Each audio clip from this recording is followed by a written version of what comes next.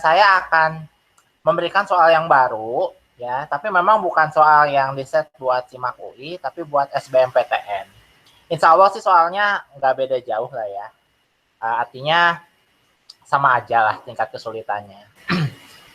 Oke, jadi untuk hari ini kita akan coba dulu nih ya. Nanti saya akan lampirkan soalnya. Terus nanti kalian tolong chat ya jawabannya. Kita satu persatu aja dulu ya. Jadi saya nanti akan lampirkan, nanti kita akan bahas satu persatu ya. Ya udah, kita mulai aja.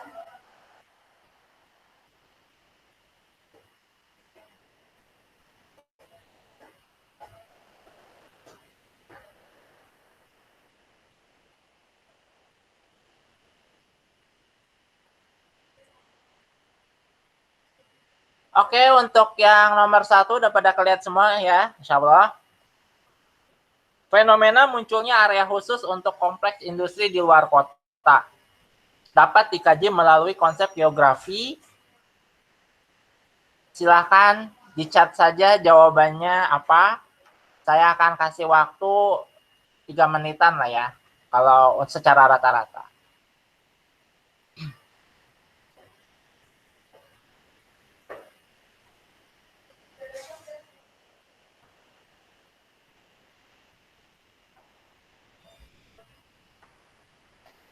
Silakan nanti dijawabnya di chat saja ya.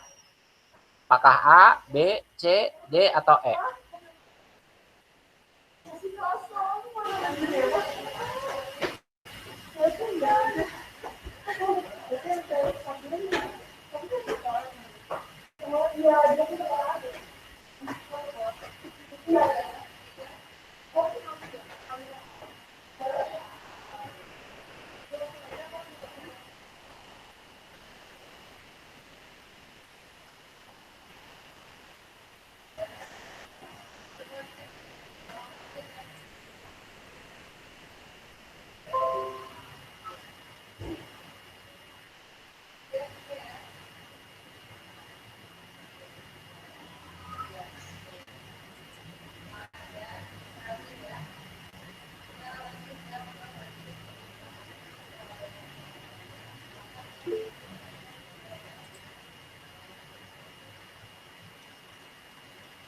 Adelia, Juan sudah menjawab. Silakan ada yang lain.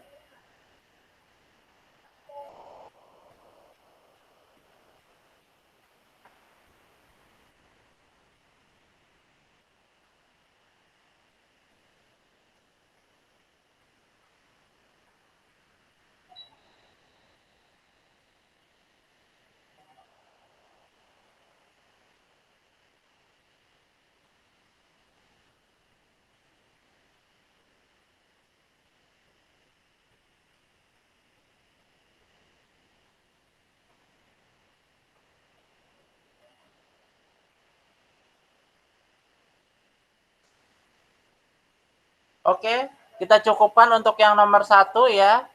Jadi untuk nomor 1 ini konsepnya adalah aglomerasi.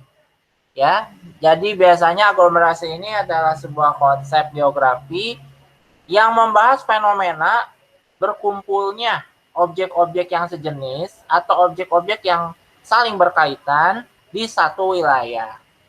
Biasanya memang seperti yang udah sempat saya bilang sebelumnya, aglomerasi ini biasanya sih contoh soalnya itu adalah kompleks industri atau wilayah industri. Atau misalnya permukiman khas khusus yang berorientasi kepada ras atau suku. Misalnya kita mengenal adanya pecinan ya, itu adalah rumah-rumah di sebuah kota yang banyak diduduki oleh etnis Tionghoa. Atau ghetto yang dihuni oleh etnis Yahudi ya. Ya biasanya tipikalnya banyak sekali sih ya, komunitas-komunitas yang biasanya berkumpul karena berdasarkan mungkin satu negara atau satu suku gitu ya. Itu hal yang sangat lumrah ya.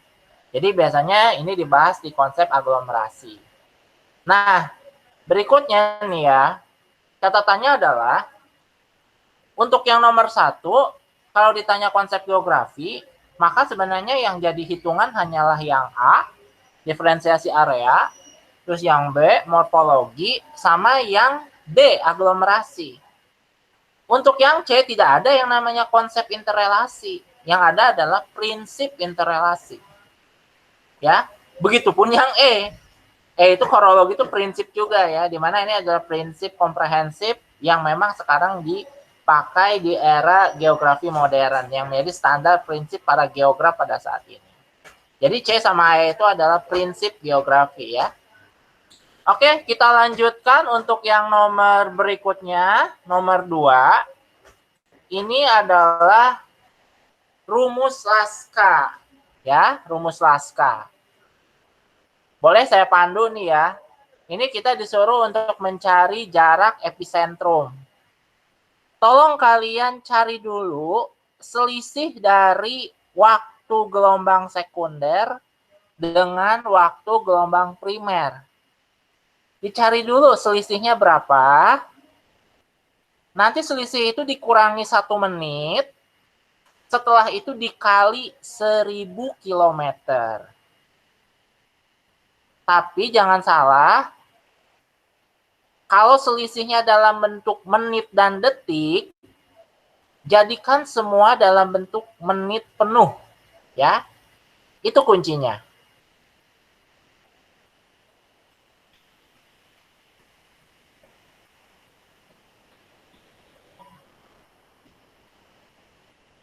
Saya ulang ya, cari dulu selisih dari waktu gelombang sekunder dengan waktu gelombang primer. Bentuk dalam satuan menit sempurna ya. Kalau ada detiknya jadiin itu semua menit. Kemudian dikurangi 1 menit, baru dikali 1000. Puan sudah jawab. Mungkin yang lain silahkan. Hitungan biasanya suka beda-beda.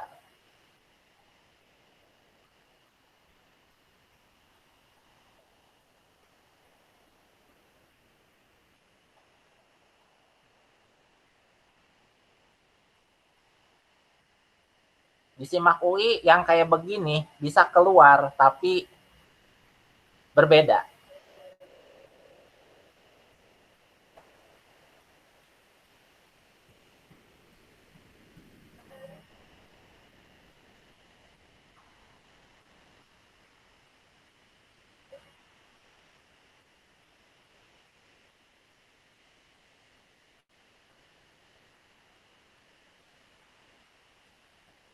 Silahkan yang lain.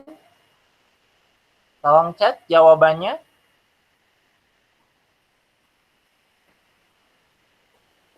Adelia sudah.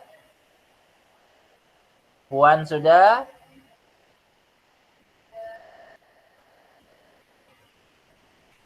Fatia juga sudah.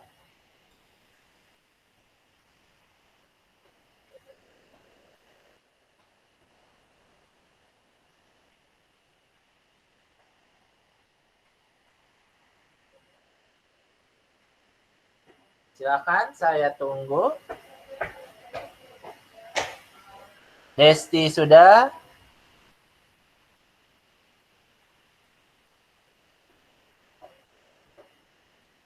Satu lagi deh.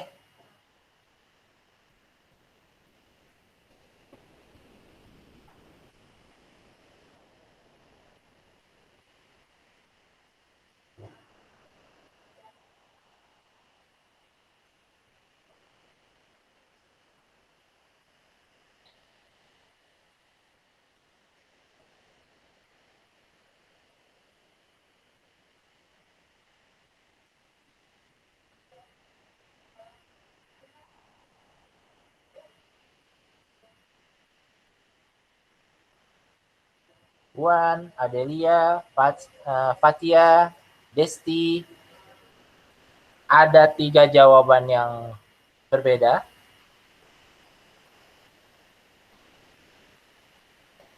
Mungkin ada yang lain? Ada? Masih ada?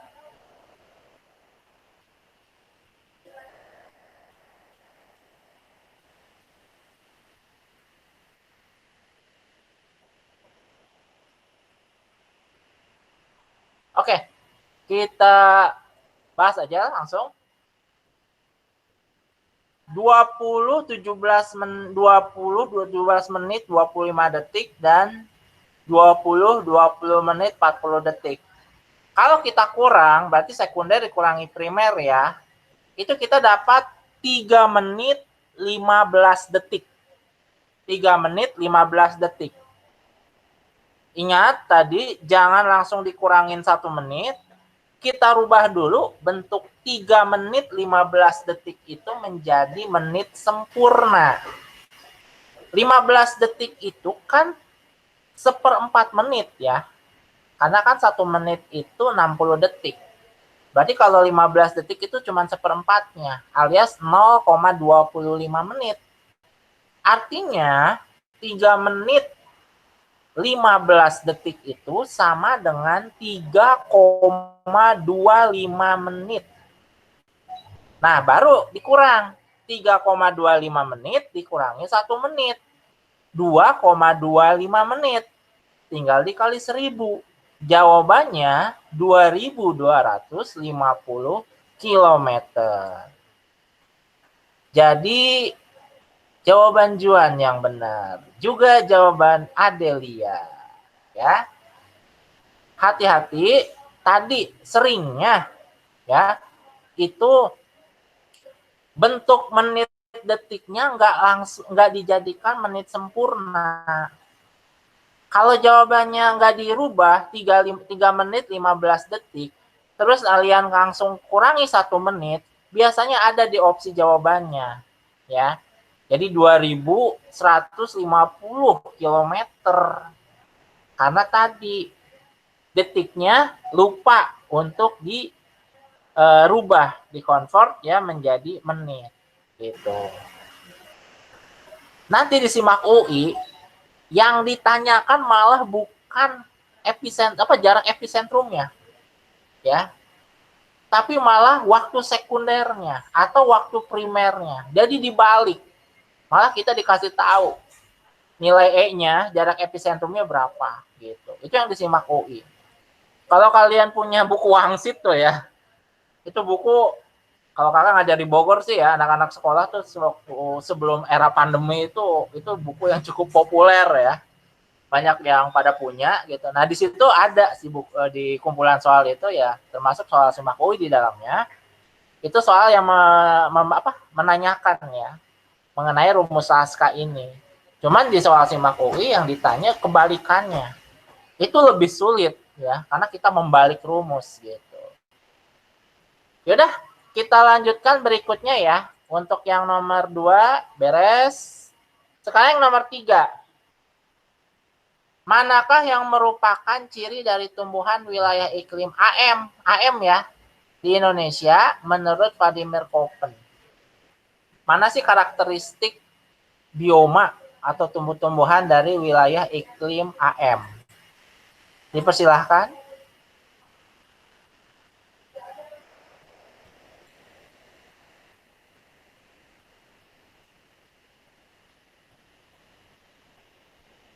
Iklim AM itu berarti musiman ya. Ada musim hujan, ada musim kemarau yang sangat jelas dalam 1 tahun. Ya. Kalau kita tinggal di Depok, di Bogor, ataupun di Jakarta, ataupun di Bandung, jelas bukan wilayah AM. Ya, bagi saya kalau di Bogor ya, itu sebenarnya hampir tidak mengenal ada yang namanya musim kemarau. Gitu. Nah, ini yang ditanya di wilayah AM. Contohnya ini di wilayah Jawa Tengah bagian utara ya, Pantura, atau di wilayah Maros, Sulawesi Selatan. Mana yang menjadi karakteristik dari tumbuh-tumbuhan di wilayah zona iklim AM?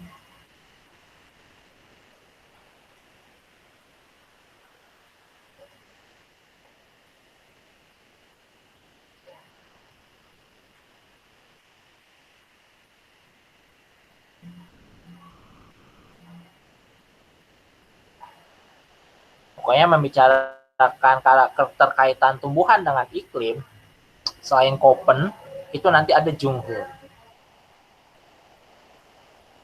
Oke, Juan sudah jawab.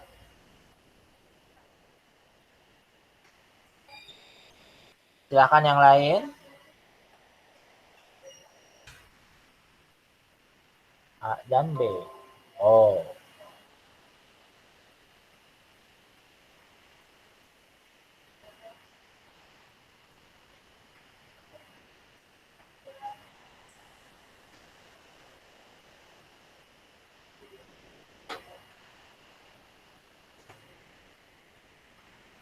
Oke. Puan sudah memutuskan. Fatia juga sudah menjawab. Adi Muhammad juga sudah menjawab.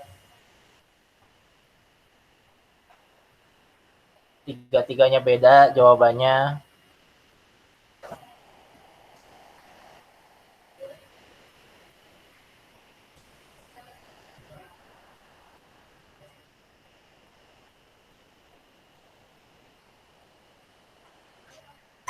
Silakan, mungkin masih ada yang lain.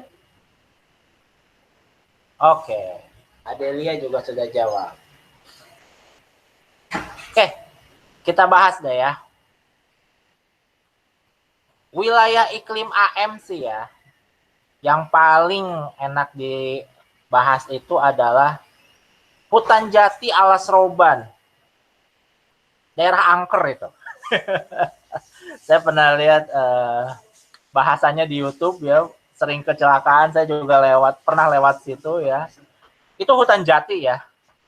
Jadi iklim AM ini, tubuh poinnya sih ya, ini adalah wilayah yang dihuni atau diisi oleh pepohonan yang kalau pas musim kemarau itu meranggas daun-daunnya, berguguran.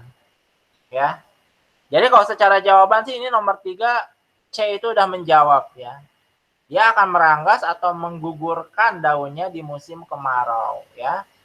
Hutan-hutan sengon, akasia, jati ya itu biasanya banyak sekali kita lihat di Pulau Jawa, di bagian Jawa Tengah ya, dan juga sebagian Jawa Timur. Itu ya tampilannya seperti itu ya. Jadi bukan ala-ala Kebun Raya Bogor ataupun misalnya Kebun Raya Cibodas. Nah, untuk yang A, B ini adalah tipikal dari hutan hujan tropis.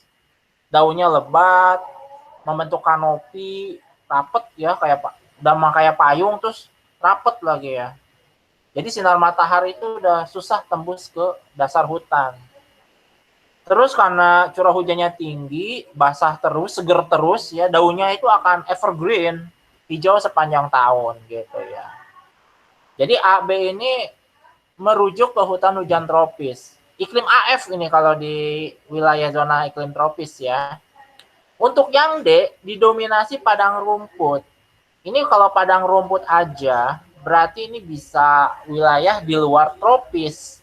Ingat, kalau di negeri kita di wilayah tropis apapun di negara yang lain ya, kita paling punya sabana, dan sabana itu curah hujannya masih lebih tinggi daripada wilayah padang rumput. Padang rumput ini kan kalau di wilayah Eropa Timur ya, sampai ke arah Asia Tengah itu disebut sebagai stepa. Benar-benar rumput semua. Nggak ada pepohonannya, nggak ada semak belukarnya. Atau kalau di Argentina ini disebut sebagai pampa. Kalau di Amerika Utara namanya prairie ya. Jadi ini di luar tropis, lebih kering. Sedangkan yang E jelas tundra ya. Ini kan padang lumut, ternyata padang lumut di daerah es ya. Sebenarnya ini padang rumput tapi benar-benar khas di wilayah Arktik ya. Di wilayah yang sangat dingin gitu. Jadi untuk yang nomor 3, ini jawabannya adalah yang C. Dia meranggas di musim kemarau ya. Curah hujan di wilayah HM ini kan hanya 1000 sampai 2000 mm per tahun ya. Terus dari segi kerapatan pohon dan ketinggian pohon juga tidak setinggi dan tidak serapat pepohonan di wilayah hutan hujan tropis AF. Ya. Oke, jadi jawabannya C ya. Sekarang kita lanjut yang nomor 4. Ya, dipersilakan. Ini model gravitasi. Ini kelas 12 ini ya. Kelas 12. Oke, dipersilakan. Ini rumus ya. Dan rumusnya ini sebenarnya diturunin dulunya itu dari rumusnya mencari besar gravitasi ya, punyanya Isaac Newton. Tapi diturunin sama Ravenstein ya. Ini buat anak IPS materinya masih hangat ya, karena ini kelas 12.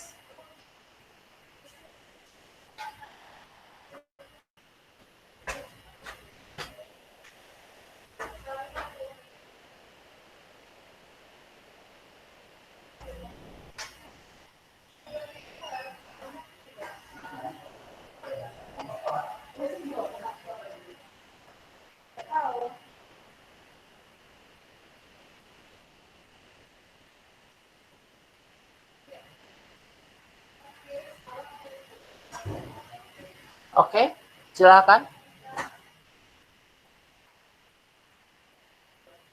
Ini kuncinya harus ingat rumusnya.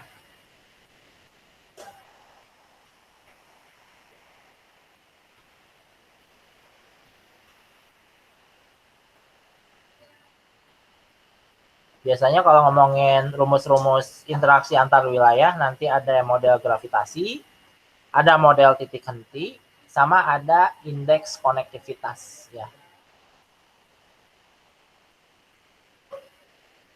Kalau misalnya ada satu set soal dikasih yang indeks konektivitas, set soal lain pasti ada tuh. Entah itu yang titik henti atau itu yang gravitasi. Kadang nggak disuruh ngitung ya. Oke, Adelia sudah dapat A.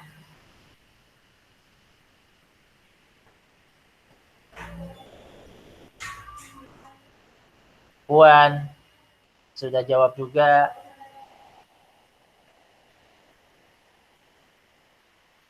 Tapi sepertinya belum yakin nih. Mungkin rumusnya nggak terlalu yakin apakah benar atau enggak nih.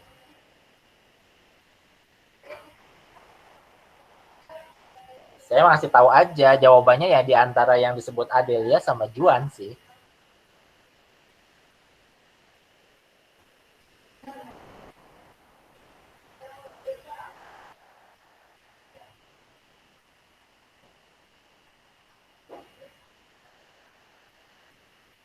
Oke, Fatia ikut Juan. Pokoknya di antara yang dua pertama jawabannya. Adim ikut Adel.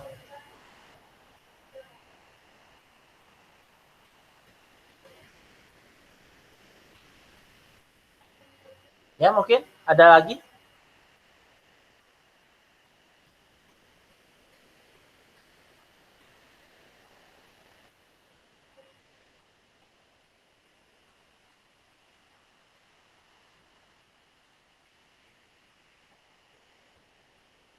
Posisi masih 50-50 nih. A atau B jadinya?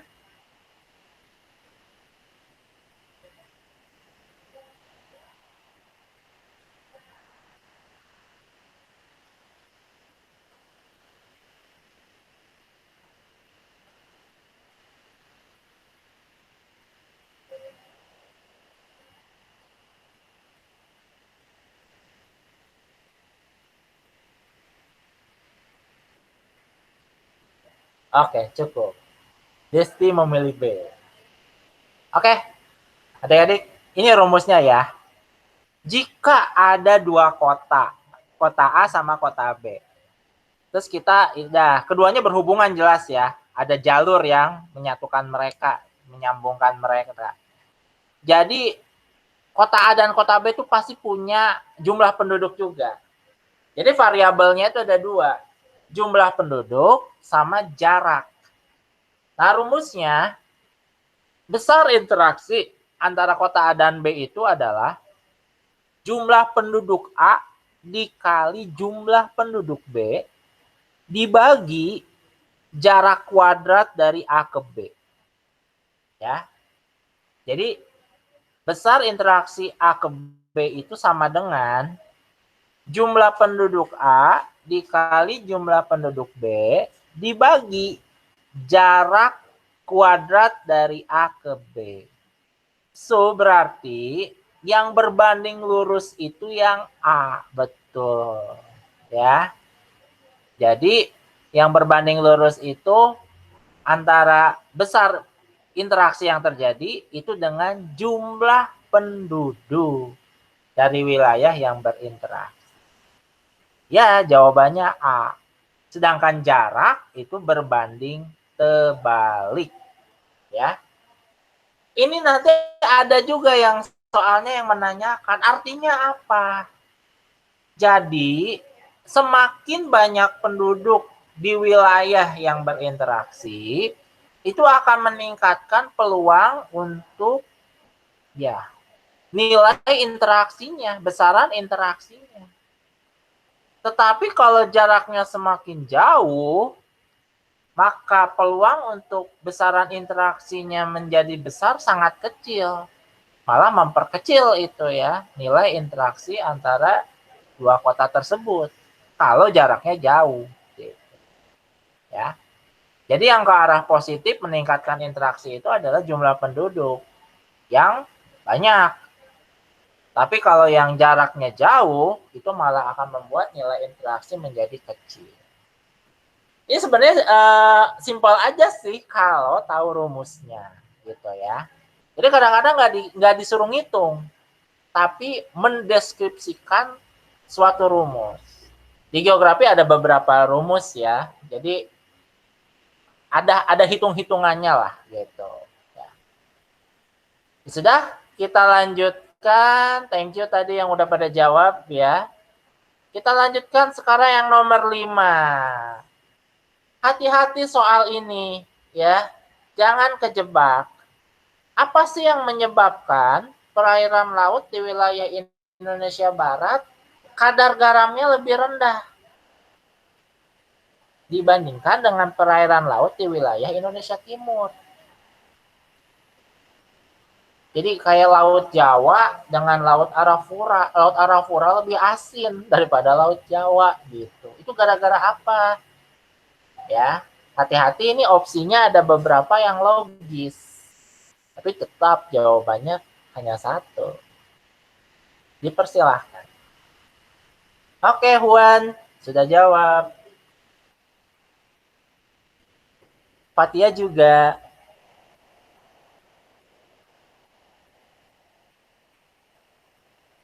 Adel juga.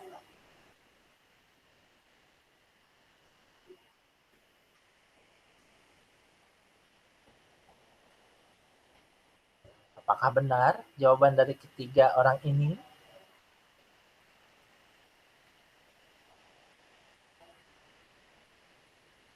Mungkin masih ada yang berbeda?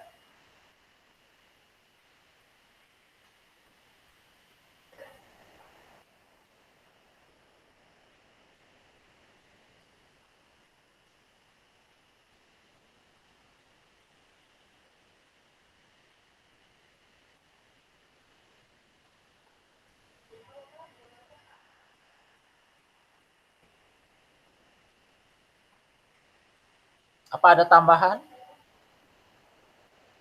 Sementara jawaban tunggal ini.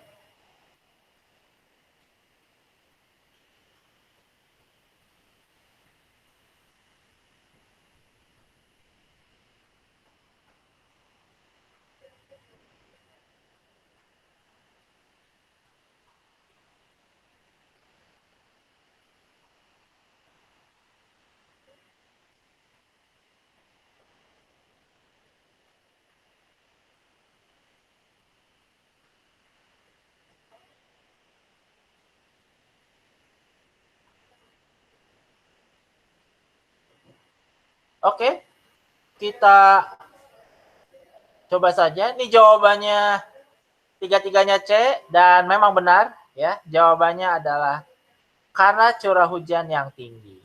Ya. Oke, penjelasannya seperti ini. Karena banyak juga yang menjawab karena penguapan yang tinggi atau evaporasi yang tinggi. Kayak begini ya. Indonesia itu secara lintang baik bagian barat dan bagian timurnya itu kan satu zona ya, antara 10 lintang utara sampai 10 lintang selatan. Artinya, perairan laut di barat, di tengah maupun di timur Indonesia itu relatif mendapatkan intensitas penyinaran matahari yang sama besar. Ya, yang sama besar. Itu akhirnya akan menyebabkan tingkat evaporasinya pun di perairan barat, perairan tengah maupun perairan timur itu sama besar juga. Ya. Kita tahu evaporasi itu penguapan itu kalau air laut kena sinar matahari yang nguap itu adalah H2O-nya, air tawarnya. Sedangkan senyawa garamnya NaCl, MgCl itu tetap ada di air laut yang tidak menguap gitu. So berarti memang evaporasi yang tinggi itu akan menyebabkan air laut itu akan semakin asin gitu. Ya. Tapi balik lagi, penguapan itu kan nanti akan berlanjut ya ke proses kondensasi. Jadi awan. Nah, ternyata ada perbedaan nih. Perawanan yang ada di wilayah perairan Indonesia bagian barat ya karena faktor angin pasat ya, angin muson yang kita sebut angin muson itu menyebabkan awan yang terbentuk itu langsung mengalami kejenuhan dan langsung hujan. Jadi balik lagi. Dan balik laginya itu dalam bentuk air tawar. Udah gitu perairan Indonesia bagian barat juga nanti dapat awan tambahan dari tempat lain. Ya, dari Samudra Hindia bagian barat, dari Teluk Bengal, dari Asia, dari Laut Cina Selatan gitu. Ya, awan-awannya memang pada ngumpul ke arah wilayah perairan Indonesia bagian barat. Ya. Akhirnya apa? Dapat curah hujan tambahan juga gitu.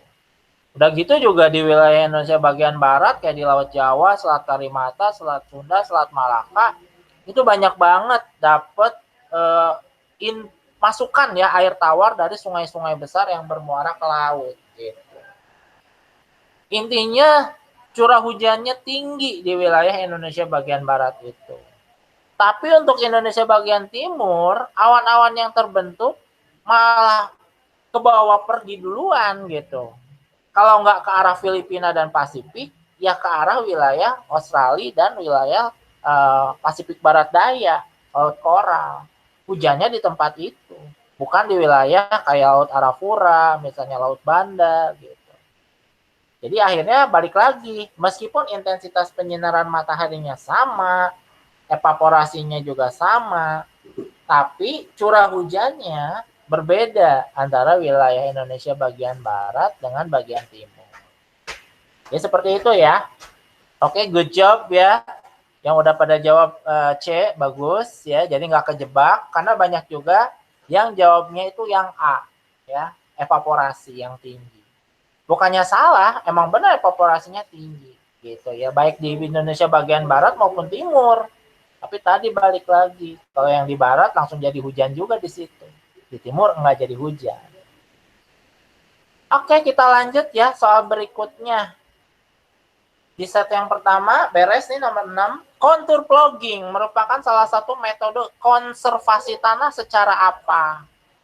Ya, silakan. Apa jawabannya? Kontur plogging. Silakan dibahasa Indonesiakan dulu.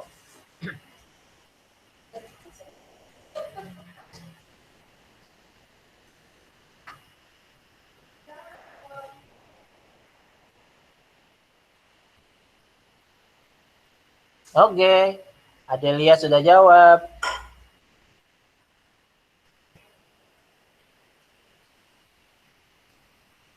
Silakan rekan-rekan yang lain juga ya. Nggak usah malu-malu ya.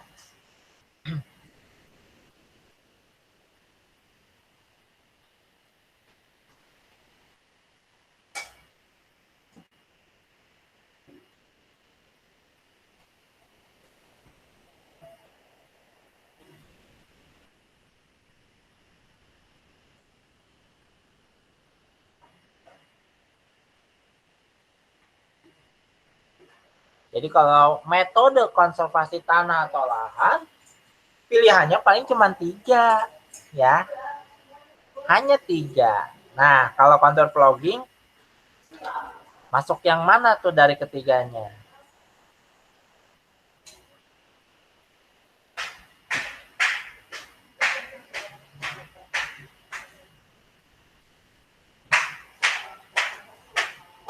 Oke, Juan juga sudah jawab.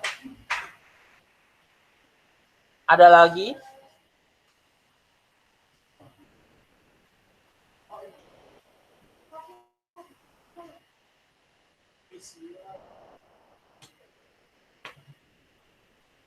Desti juga sudah.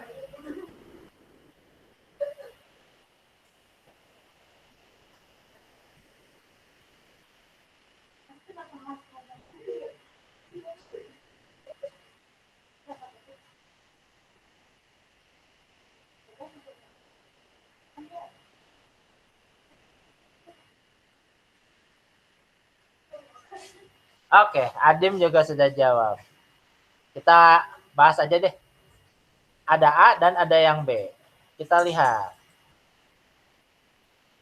Kontur plugin itu artinya adalah membajak searah garis kontur. Plowing, plowing, digging ya, itu adalah kata-kata yang mengasosiasikan tadi ya, pengolahan tanah secara fisik, dibajak, dicangkul. So, jadi kontur plowing ini nanti masuknya ke metode konservasi tanah secara mekanik ya. Jadi kalau mekanik ini benar-benar kita ini mengolah tanah secara fisikly ya, menggunakan alat. Contohnya kita membajak, atau kita membuat tanah miring seperti tangga ya, yang kita sebut terasering ya. Itu pastinya udah familiar lah ya. Atau membuat tanah miring itu dibuat seperti polisi tidur berjejer ya, dari atas ke bawah, itu yang kita sebut sebagai guludan ya.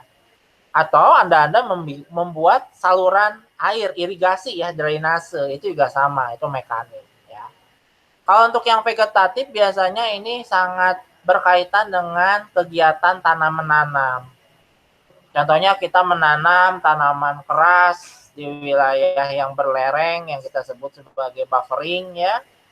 Atau kita melakukan kegiatan rotasi tanaman ya, yang kita sebut crop rotation. Atau Anda melakukan diversifikasi, yaitu Anda menanam 2 jenis tanaman atau lebih selang-seling dalam waktu yang sama. Mungkin orang-orang kita sih sebutnya tumpang sari ya, penanaman tumpang sari gitu.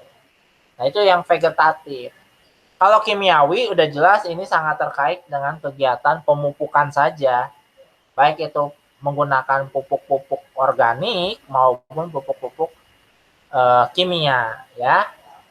Kalau untuk intensifikasi sama diversifikasi mah ini adalah sebuah usaha yang sangat terkait dengan yang namanya revolusi hijau, di mana nanti kita ini ingin meningkatkan hasil pangan dan menjamin ketahanan pangan.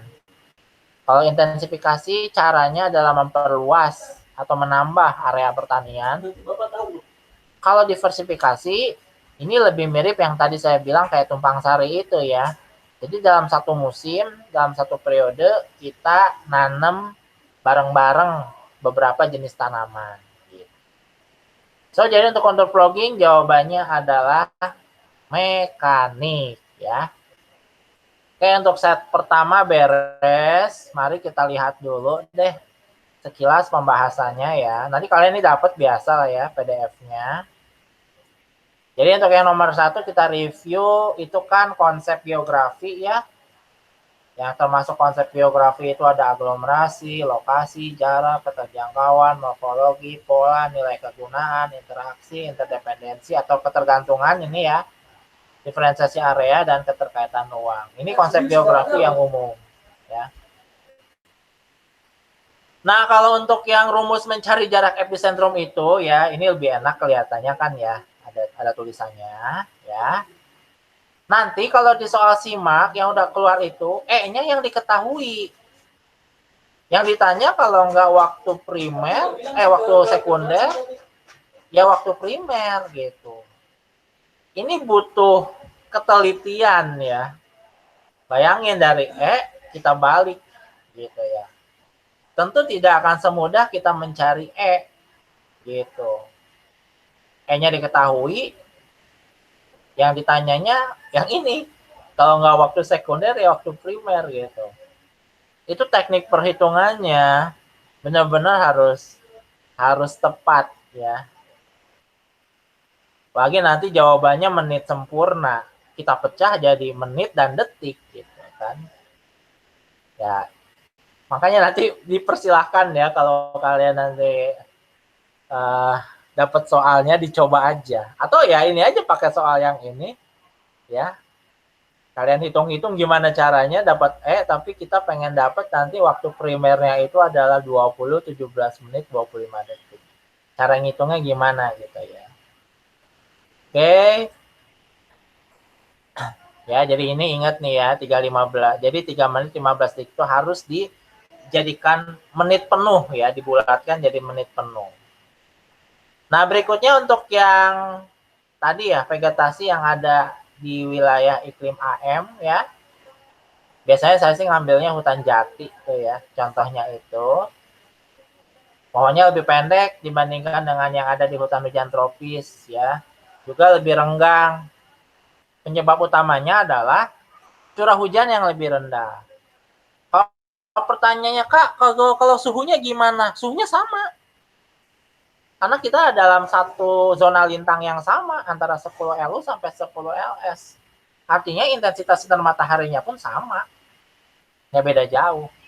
Tapi pengaruh penyebabnya lagi, meskipun intensitas curah hujan intensitas sinar mataharinya sama, penguapannya sama, tapi curah hujan bisa berbeda gitu.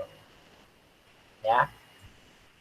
Oke, jadi yang tadi itu jawabannya C ya, meranggas. Kakak mengingatkan saja ya mengenai tadi ya persebaran iklim Köppen di dunia. Jadi kalau di Indonesia ini dominasinya hanya iklim tropis aja. Tropis cuma 3 ya tipenya, AF, AM, AW. Yang lain banyak, terutama yang tipe C sama tipe D.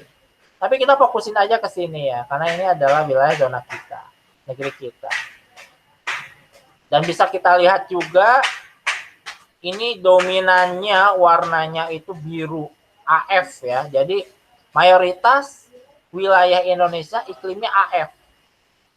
Dan ini terbukti di lapangan, ya di dunia nyatanya, ini isinya kebanyakan hutan hujan tropis. Ya. Kakak ada kok, yang lebih detailnya ya, nanti saya kirim sekalian lah ya. Terus untuk yang model gravitasi ini ya, paling enak memang pakai permodelan soal ya. Jadi ini rumusnya. Kota A sekian penduduknya, B sekian, jaraknya sekian. Rumusnya ini. Jadi udah jelas banget ya bahwa jumlah penduduk berbanding lurus dengan besaran interaksi. Sedangkan jaraknya berbanding terbalik ya. Oke, kita lanjutin. Kemudian yang berikutnya yang tadi ya, perairan di Indonesia bagian barat cenderung lebih tawar ya, nggak terlalu asin ya. Paling ini aja, kita harus tahu secara umum faktor-faktor yang menentukan kadar garam di laut secara umum antara lain. Yang pertama penguapan tadi ya. Sebenarnya semakin tinggi penguapan maka salinitasnya semakin tinggi. Dengan catatan curah hujannya juga rendah dan input air sungai ke wilayah perairan tersebut juga sedikit gitu. Tapi kalau curah hujannya tinggi ya balik lagi ya. Jadi balik lagi nih, penguapan evaporasi ini membuat perairan itu peluang untuk kadar garamnya semakin tinggi, iya benar. Tapi ada kejadian selanjutnya, curah hujannya gimana? Kalau sama-sama masih besar ya nggak akan berubah gitu, tetap salinitasnya rendah. Tapi kalau curah hujannya juga rendah, baru salinitasnya memang akan semakin tinggi. Ya. Oke, terus ini juga intensitas penyinaran matahari. Ya, ini berpengaruh pada suhu yang akan menentukan tinggi rendahnya tingkat penguapan. Tapi balik lagi, penguapan yang nanti muncul itu kan akan jadi awan. Nah, awan itu nanti akan menghasilkan curah hujan yang tinggi atau tidak. Ya, ini saya lupa aja sih nulis mengenai tadi ya potensi dari curah hujan ini. Gitu. Karena ini ternyata yang finalnya ya, yang menentukan tuh ini finalnya. Oke, terus yang tadi terakhir itu contour plowing ya, atau nama lainnya contour plowing. Ini gambarannya udah jelas banget tuh ya. Jadi kalau medannya memang seperti ini ya ngikutin juga gitu ya. Mungkin kalau datar banget mah bisa aja lurus-lurus ya. Jadi ya ini dia contour planting ya. Ini di wilayah Montgomery ya, di wilayah Amerika Serikat. Dan ini masuknya ke metode mekanik. Oke, untuk yang berikutnya kita lanjutkan ya.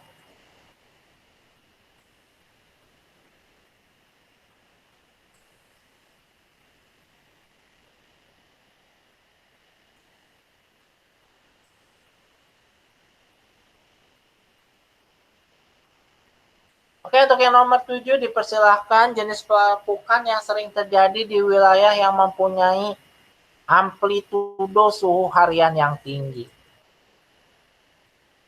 Ada yang tahu apa itu maksudnya amplitudo suhu harian kayak atau tahunan yang tinggi itu? Ini harian ya.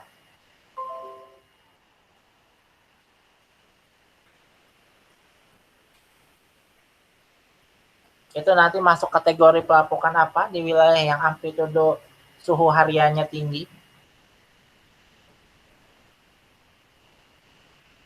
Apa ada yang paham?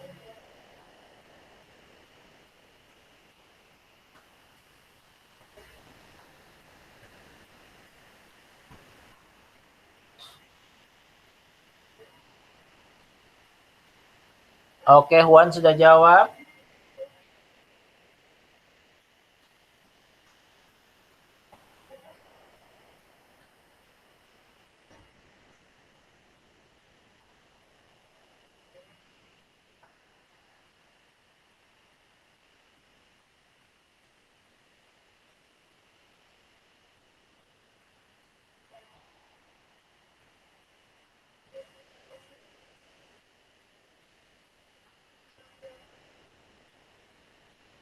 Fatia apa sih Oh.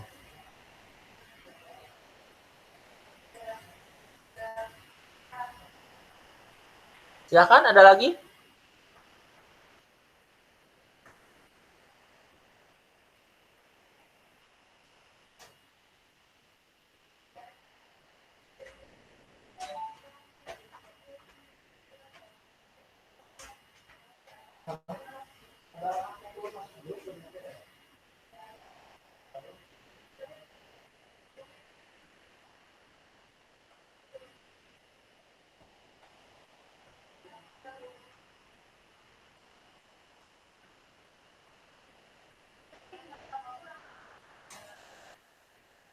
Silakan, ada lagi?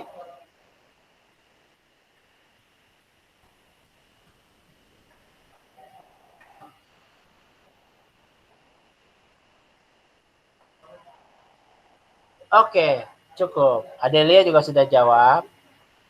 Ya, betul sekali ya. Jawabannya itu yaitu pelapukan fisik atau nama lainnya adalah pelapukan mekanik. Jadi kadang-kadang ada yang suka nanya sih, Kak, itu amplitudo suhu harian yang tinggi itu maksudnya apa? Kok saya dengar-dengar kata amplitudo kayak dulu belajar matematik, fisika deh, kayak bandul-bandul gitu. Oke, jadi amplitudo suhu harian yang tinggi ini artinya adalah suhu antara siang hari itu beda jauh dengan malam hari. Siang harinya bisa 50 derajat Celcius. Tapi pas malam hampir mendekati 0 derajat Celcius. Itu yang terjadi di wilayah gurun, terutama di musim panas. So berarti nanti yang akan dominan ya proses pelapukan di wilayah tersebut adalah pelapukan fisik. Ya. Di mana batu itu ketika siang hari akan memuai ya, tapi kalau malamnya menyusut, memuai menyusut, lama-lama pecah. Gitu ya. Pelapukan fisik juga bisa disebabkan karena adanya air yang masuk ke dalam celah-celah ataupun rongga batuan, kejebak di situ dan membeku. Ini biasanya kejadiannya di wilayah-wilayah iklim dingin. Ya. Air yang terjebak di dalam celah batuan atau di rongga batuan itu ketika membeku nanti terjadi perubahan massa ya di air yang membeku itu. Dan akhirnya akan meretakkan batuan itu dari dalam. Dan akhirnya terjadilah penghancuran dan pelapukan. Gitu. Nah biasanya pertanyaan yang paling familiar sih kalau ngomongin pelapukan itu adalah apa jenis pelapukan apa yang paling dominan terjadi di wilayah iklim tropis atau di wilayah di wilayah Indonesia lah gitu ya. Nah itu biasanya jawabannya, bukan biasanya sih ya, memang jawabannya adalah pelapukan kimiawi. Itu yang paling dominan. Pelapukan kimiawi ini adalah pelapukan yang penyebab utamanya adalah curah hujan yang tinggi. Di mana curah hujan yang tinggi akan menyebabkan tingkat kelembaban udara yang tinggi. Basah, lembab. Nah itu nanti akan menyebabkan proses seperti korosi, hidrasi, oksidasi, ya itu yang kita sebut pelapukan kimiawi. Bedanya pelapukan fisik dan pelapukan kimiawi, biasanya kalau dari tampilan, pelapukan fisik warna hasil hancurannya itu nggak beda jauh atau masih sama aja. Batuan induknya abu-abu, hancurannya masih berwarna abu-abu. Tapi pelapukan kimiawi udah pasti berubah warna. Yang tadinya misalnya abu-abu kecoklatan, setelah mengalami pelapukan kimiawi menjadi abu-abu kehijauan gitu. Jadi ada perubahan warna biasanya untuk mendeteksi kejadian pelapukan kimiawi ini. Yang terakhir itu ada pelapukan organik atau nama lainnya pelapukan biologi. Ini penyebabnya adalah tumbuhan-tumbuhan talus ya. Misalnya kayak lumut, paku-pakuan, ya, cendawan gitu. Kalau pelapukan korosi apa sih Kak? Nah itu masuknya sih sebenarnya tadi ke pelapukan kimiawi. Karena korosi ini kan karatan ya. Itu penyebabnya adalah adanya reaksi air, terutama air hujan yang mengandung asam terhadap senyawa mineral logam pada batuan. Tapi oke, good job ya untuk yang nomor 7. Jawabannya pada benar nih. Kita lanjut ya, yang nomor 8 nih. Sawah akan tampak berwarna gelap pada citra foto ketika direkam pada saat baru ditanam.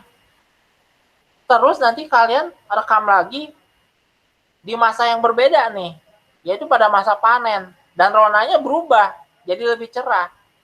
Nah kira-kira ini nanti berkaitan dengan apa? Opsinya resolusi semua nih. Resolusi yang mana? Gitu. Dipersilahkan, jangan kejebak nih ya. Soal ini banyak yang kejebak jawabannya.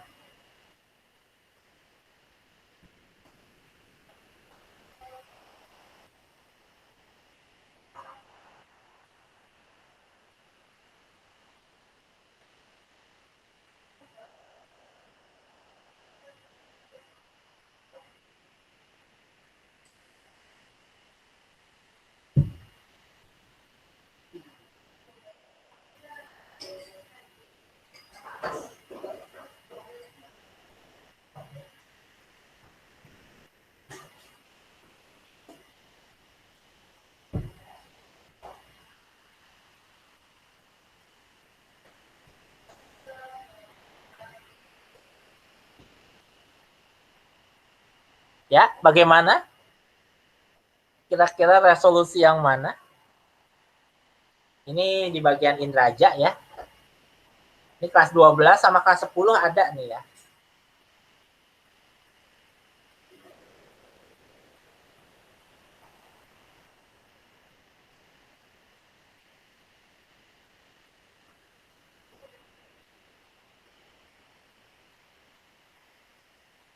Fatia sudah jawab. Silakan yang lain.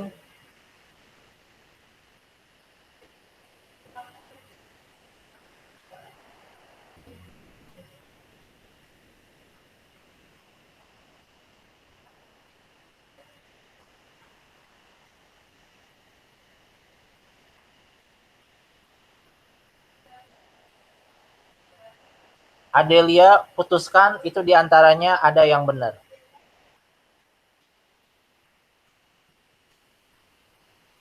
Kalau Juan jawab apa sih? Oh ya ya ya.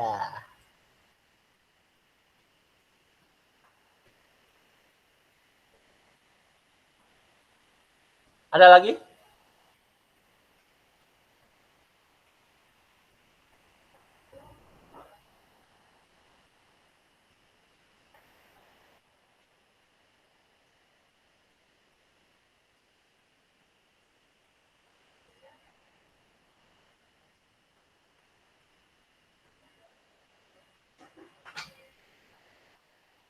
Ini di soal utul dulu UM-UGM pun ada keluar ini soal ini.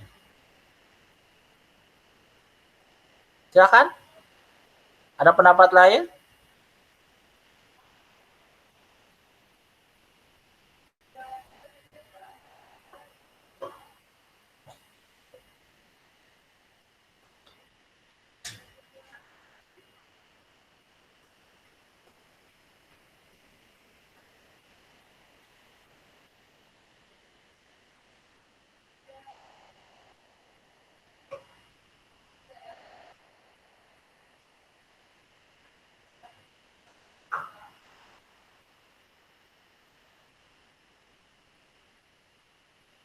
Oke.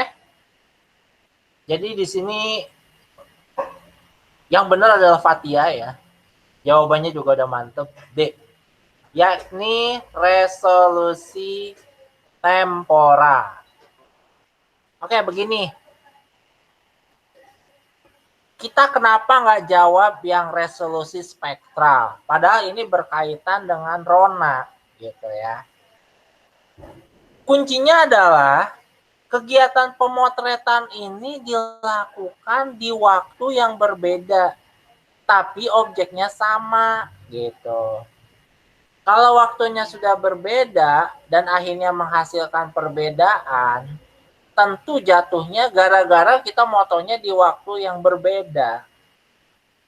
Soalnya bisa aja, pada suatu pemotretan, ada sawah yang tampak berwarna gelap. Tapi di sampingnya ada beberapa sawah, petak sawah yang tampak berwarna cerah. Itu artinya kita memfoto dalam satu waktu, tapi kita menemukan, ya kan sawah itu petak-petak kan ya. Ada petak sawah yang berwarna gelap, ada juga petak sawah yang berwarna terang. Artinya ada sawah yang sudah mulai ditanam, mulai mau ditanami, berarti kan diairin ya. Ada juga yang masih kering. Nah, kalau seperti itu, jelas jawabannya adalah resolusi spektral. Karena difoto pada waktu bersamaan, ya sawah-sawah itu, petak-petak sawah itu memperlihatkan pola yang ronanya yang berbeda-beda. Tapi kalau yang kasus soal nomor 8 ini, baru ditanam dan masa panen. Udah jelas ini dua waktu yang berbeda, berbeda jauh ya. 3-4 bulan kemudian gitu ya. Dan tadi menghasilkan rona yang berbeda. Penyebab utamanya ya gara-gara difotonya di waktu yang berbeda. Jadi maksudnya ada tempo pada saat ditanam, ada jeda waktu ya, dengan pada masa panen gitu. So jadi jawabannya yang D, temporal. Banyak yang jawabannya itu yang spektral. Karena apa? Karena tadi ngerujuk ke rona. Ya, rona yang berbeda. Tapi balik lagi, ronanya yang berbeda ini di soal ini penyebabnya gara-gara di fotonya nggak bareng-bareng di satu waktu. Itu ya. Jadi ya balik lagi sih. Rata-rata bukannya nggak tahu atau blank banget ya dengan soal ini. Tapi karena tadi ya Kadang-kadang kitanya nganggapnya, oh ini kita ngomongin Rona nih. Ronanya beda gitu. Akhirnya banyak juga yang jawabannya itu spektra. Ya. Oke, kita lanjutkan ke soal yang berikutnya. Ini soal hitungan lagi ya. Oke, kakak pandu aja. Ini yang ditanya adalah skala foto udara. Berapa sih skala foto udara yang dihasilkan?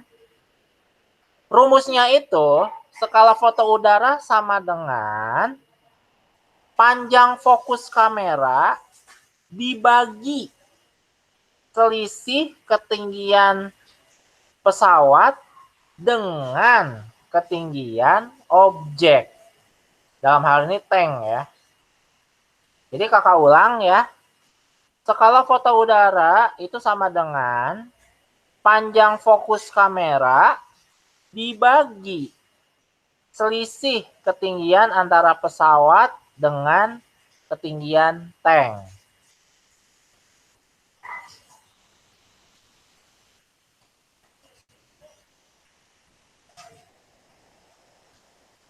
Coba dihitung.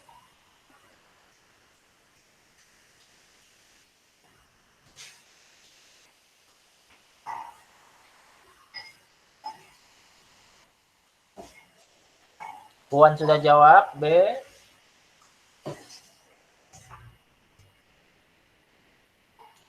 Fatia juga. Desti juga sudah.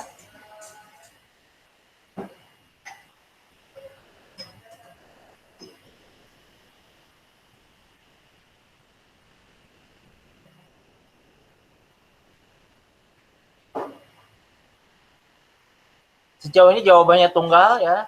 Ini hitung-hitungan, jawabannya pasti ya. Ada lagi mungkin?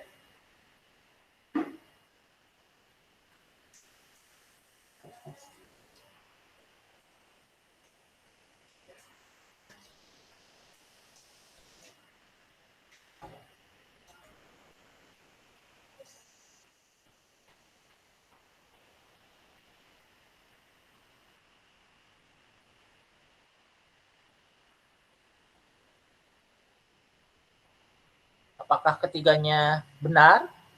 Puan, Fatia, dan Desti?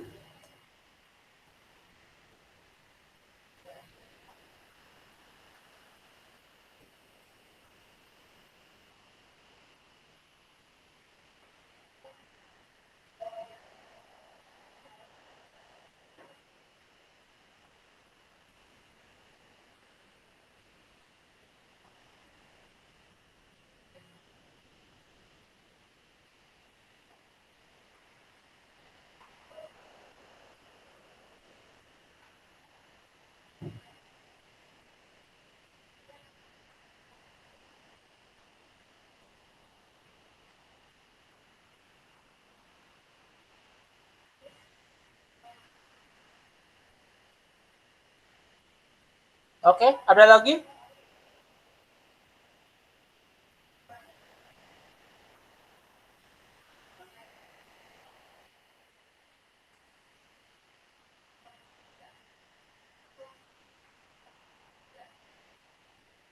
Oke, kita bahas ya. Kakak juga mau ngitung lagi nih. Oke, jadi kan rumusnya itu panjang fokus dibagi selisih ketinggian antara pesawat sama si tank. Fokusnya kan 100 mm. Dibagi, nah pesawatnya setinggi 5.000 meter, tapi tanknya ketinggiannya 500. Berarti selisihnya adalah 4.500 meter. Nah, 100 mm ini dibagi 4.500 meter. Tentunya kalau skala harus disamakan ya satuannya. Lalu si pembilangnya yang di atasnya itu harus dijadikan 1. Artinya harus sama-sama nanti dibagi 100. So, jadi jangan sampai ketinggalan atau kelebihan nolnya ya. Jawabannya benar yang B. 1 berbanding 45.000 ya. 1 1/45.000. Itu skala fotonya. Oke, good job buat kalian bertiga yang tadi sudah ngitung. Kita lanjutkan. Nomor 10. Soal sebab akibat. Pernyataan atas, Gunung Kelimutu merupakan tipe gunung api maar. Bener nggak tuh ya? Sedangkan yang bawahnya, bentuk gunung api tipe maar dihasilkan dari proses erupsi campuran. Ya, kira-kira jawabannya apa? Sama ini kayak yang simak UI ya, sebab akibat.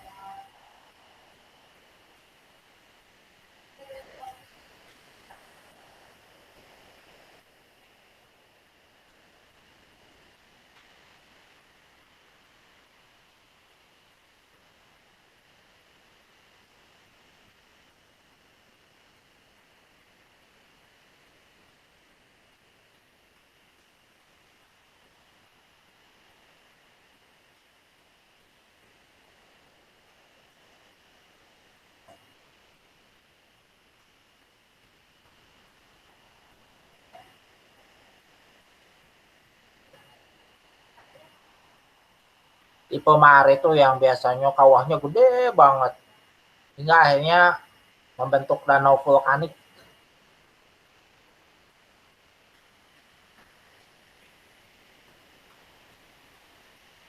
Dan Gunung Kelimutu ini adanya di Flores. Tempat wisata indah banget.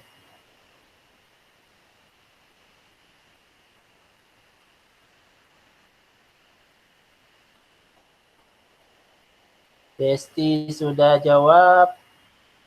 Puan juga sudah jawab. Jawabannya beda. Silakan yang lain.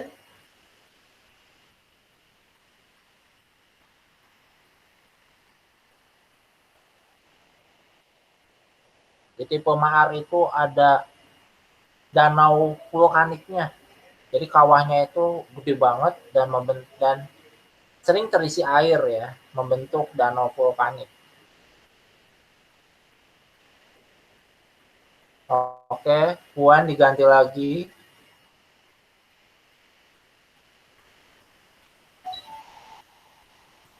Silakan ada yang lain, ini masih terbuka sekali.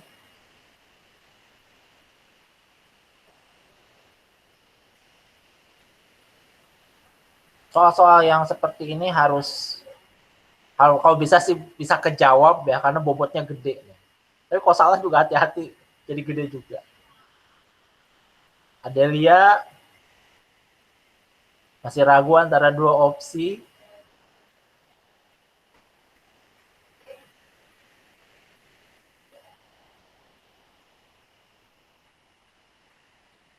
Ingat, tipe maar berbeda dengan tipe strato. Walaupun dulunya si maar ini pastinya adalah strato.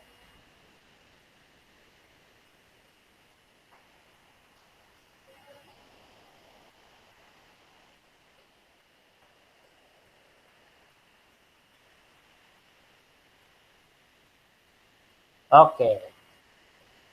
Fatia juga sudah jawab. Kita bahas aja ya. Yang pertama, Gunung Kelimutu itu benar merupakan tipe gunung api tipe maar karena di atasnya itu ada yang kita kenal sebagai Danau Kelimutu ya. Itu danau yang sangat indah, sering dikunjungi turis asing karena warna danaunya itu suka beda-beda. Ada 3 tipe, 3 jenis dalam satu waktu. Warnanya sangat indah. Entah itu gara-gara ilusi optik dari sinar matahari ataupun mungkin karena ada reaksi kimia ya. Tapi yang jelas warnanya cukup indah ya, bisa 3 jenis dalam satu waktu. Atasnya benar ya. Bawahnya nih, tipe maar itu berbeda dengan tipe strato. Ya, dia jadi maar, awalnya strato, tapi karena erupsinya hanya didominasi oleh ledakan saja, eksplosif, tanpa adanya efusif, lelehan, maka dia jadi maar. Artinya proses erupsinya bukan campuran, ya bukan komposit. So, jadi bawahnya itu salah. Jadi jawabannya benar, salah. Benar atasnya benar, bawahnya salah. Itu yang benar berarti C, ya. Yang C, ya. Ya sudah, itu saja sih ya. Jadi nggak apa-apa Johan. Ya nggak apa-apa sekarang mah ya mau gonta-ganti gitu. Cuman nanti pas ujian mah benar-benar harus kita benar-benar harus fokus, harus berani ambil keputusan ya.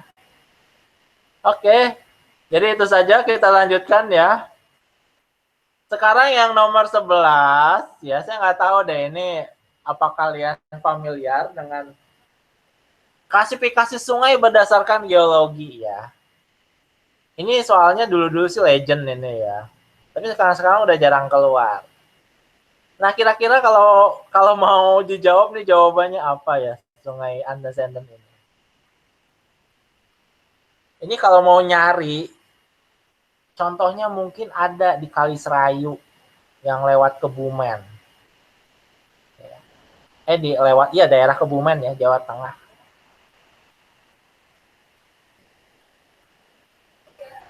Dari segi bahasa kalimatnya bagus nih.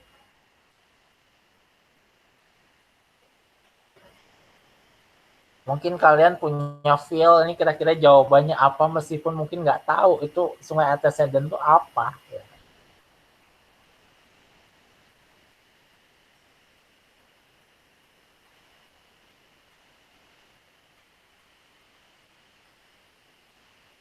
Oke. Jadi tadinya itu ada sungai. Bayangin aja ya. Sungai Ciliwung itu kan mengalir dari Bogor ke Jakarta. Tiba-tiba wilayah Jakarta mengalami pengangkatan. Naik ke atas ketinggiannya tadinya cuma 0 sampai 10 mdpl, dia terangkat gara-gara proses tektonik, jadi ketinggiannya 700 sampai 800 meter. Itu si Sungai Ciliwung tetap mempertahankan arah alirannya sehingga nanti membelah wilayah Jakarta jadi jurang gitu. Ya. Jadi bayangin aja Jakarta mengalami pengangkatan ya. Tapi si Sungai Ciliwung tetap nembus wilayah Jakarta itu sehingga nanti membentuk seperti jurang gitu. Ya. Jadi ini jawabannya yang A sebenarnya ya. Jawabannya yang A. Atasnya benar dan dijawab sama yang bawahnya kenapa benar gitu. Ya. Jadi sungai yang dapat mempertahankan arah alirannya meskipun wilayah sekitarnya mengalami pengangkatan disebut sungai antecedent. Ya. Jadi ini sungai nanti pada faktanya seperti jurang. Gitu ya, seperti jurang. Ya. Kenapa bisa sampai seperti ini? Karena arusnya itu kuat dia. Sehingga proses erosinya lebih cepat dari proses pengangkatan lapisan batuan di sekitarnya. Ya. Catatannya nih ya. Nah, itu dia nih. Kalau gagal jadi antecedent, bisa jadi superposed atau reverse. Nah, ya. Kalau gagal jadi antecedent, dia bisa jadi superposed atau reverse. Catatannya, superpose bisa terjadi kalau itu adalah wilayah gamping atau wilayah kars, wilayah kapur. Ya. Karena superpose itu nanti dia akan membentuk sungai bawah tanah. Gitu. Kalau ngomongin arusnya kuat, ya kuat ya. Tapi balik lagi, superpose itu sendiri nanti dia bukannya membelah, tapi dia masuk ke dalam tanah. Dan ini terkait dengan wilayah kapur. Karena wilayah kapur adalah salah satu bentuk wilayah yang sering mengalami pengangkatan. Karena faktanya wilayah kapur itu adalah wilayah yang tadinya adalah dasar laut yang mengalami pengangkatan. Gitu. Nah, kalau reverse, sungai ini benar-benar nggak bisa menembus, membelah, ataupun menerobos ke dalam wilayah yang mengalami pengangkatan itu. Jadi dia nyari jalur belok ke kanan atau belok ke kiri, bikin jalur baru. Itu yang kita sebut sungai reverse. Gitu. Oke, bagaimana?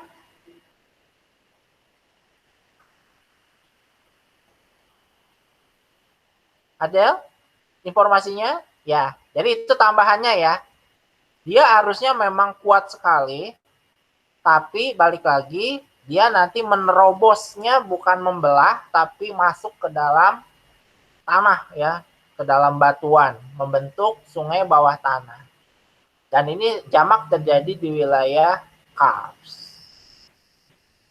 Oke, kita lanjutkan ya. Nah, nomor 12 sih pernyataan atas, soalnya anak SD ya. Angin darat terjadi pada siang hari, benar atau enggak? Kalau yang bawahnya, ini sesuai fakta di lapangan aja. Pada malam hari suhu di daratan lebih dingin dibandingkan dengan suhu di lautan. Anggap aja benar nggak sih? Malam hari di puncak lebih dingin daripada di Ancol. Gitu.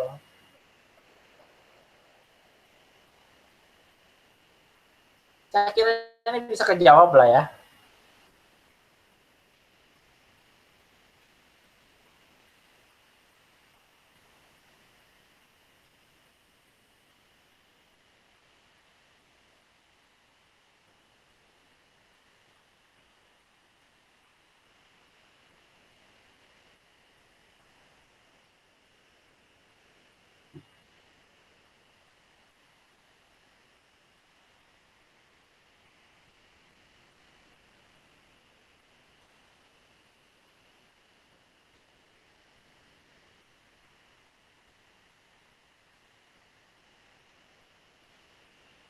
Pak Tia sudah jawab.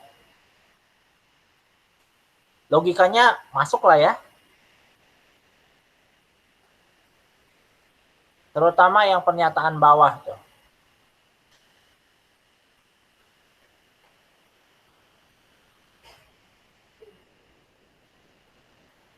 Ada lagi?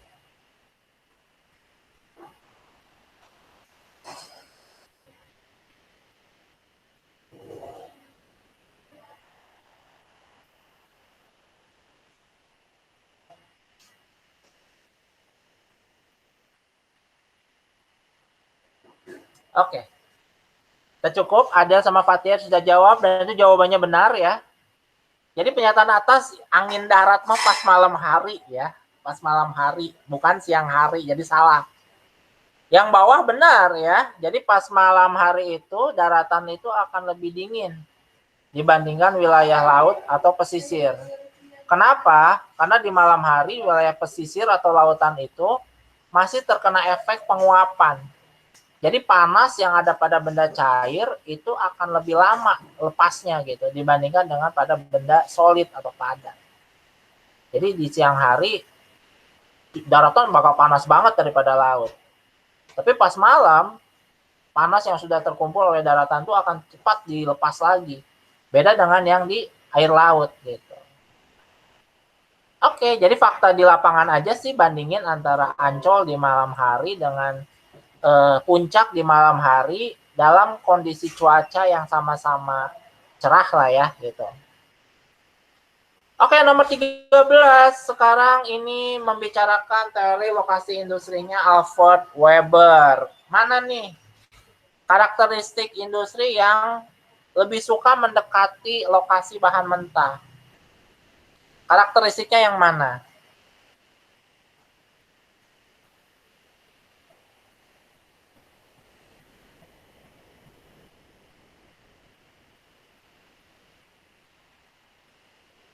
Ingat, Alfred Weber dia bikin dua. Yang pertama konsep segitiga lokasional, yang ujungnya nyari tempat yang biaya transportnya paling murah ya. Kalau itu tidak berhasil, maka menggunakan indeks material. Dan nanti tinggal pilihannya apakah pabriknya mendekati lokasi bahan mentah, atau pabriknya mendekati konsumen, deketin market. Gitu.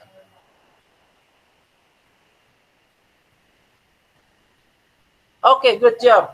Tiga-tiganya udah benar ya. B, jawabannya 1-3 ya.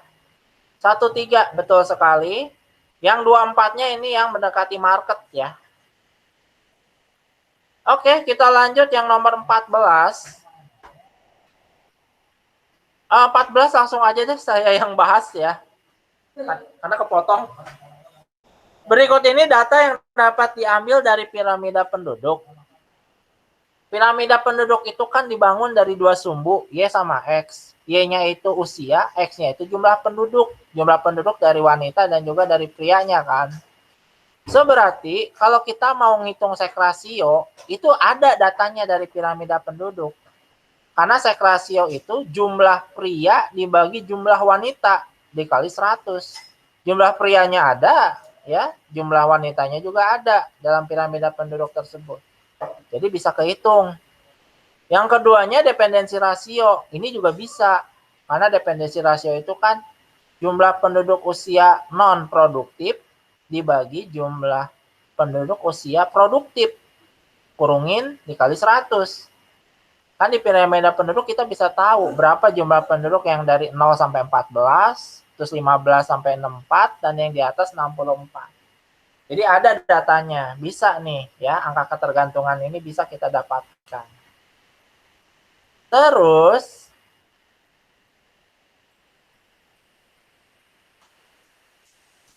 jumlah angkatan kerja pun bisa, karena jumlah angkatan kerja secara definisi itu menasbihkan bahwa ini adalah penduduk yang umurnya antara 15 sampai 64 yang punya potensi untuk menjadi tenaga kerja.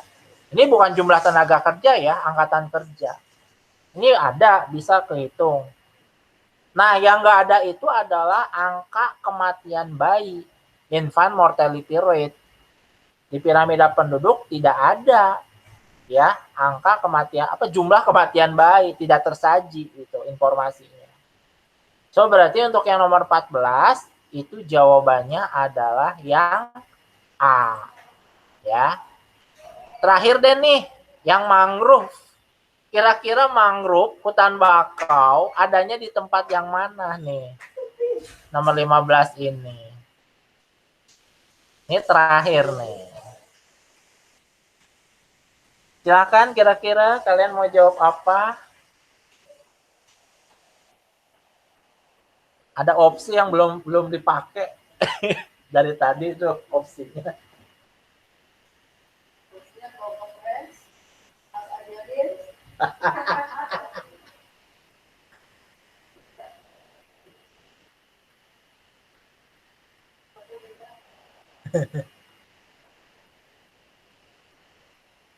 Ingat mangrove adalah bahasan yang populer.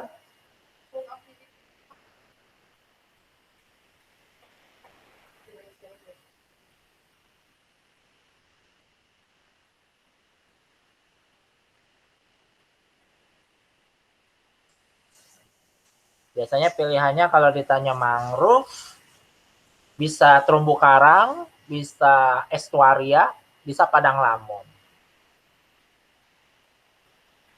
Oke, Juan dan Fatia. Ya, betul sekali. Jawabannya yang E ya. Ini aku ingat banget dulu sempat nih ngebahas di kelasnya Juan sih ya, yang mangrove ini. Jangan lupa ya, pilihannya nanti mungkin yang satu dikasih mangrove, mungkin set yang lain nanti dikasih padang lamun, yang satunya lagi estuaria, yang satunya lagi terumbu karang. Karena itu keempatnya adalah ekosistem pesisir. Ya, empat-empatnya ada itu di wilayah Indonesia. Oke, jadi itu jawabannya benar semua ya. Tapi ya ada perbedaan ya kalau di mangrove dengan terumbu karang lah misalnya sama padang lamun. Ya, walaupun sama-sama hanya akan ada di perairan pantai iklim tropis, tapi kalau yang padang lamun tuh kayak si SpongeBob itu tuh, ladang ubur-ubur ya, benar-benar padang rumput yang ada di dasar laut tampilannya itu. Dan itu biasanya berasosiasi dengan terumbu karang, ya. Jadi terumbu karang sama padang lamun itu air lautnya harus bersih ya, harus jernih. Nggak boleh kotor, ada endapan aluvial dari sebuah sungai gitu. Biasa kalau mangrove tuh di daerahnya itu ada sungai yang bermuara sih biasanya ya. Karena sungai itu yang nanti membawa endapan aluvial itu. Yang keruh warnanya coklat itu ya. Jadi kalau padang lamun sama terumbu karang itu nggak ada endapan aluvialnya, harus bersih. Terus ya kemiringan pantainya pun ketiganya harus landai ya. Dan kemudian kalau untuk yang mangrove, yang padang lamun sama siapa tadi terumbu karang, sebenarnya tidak terlalu dipengaruhi oleh pasang surut air laut sih. Ya.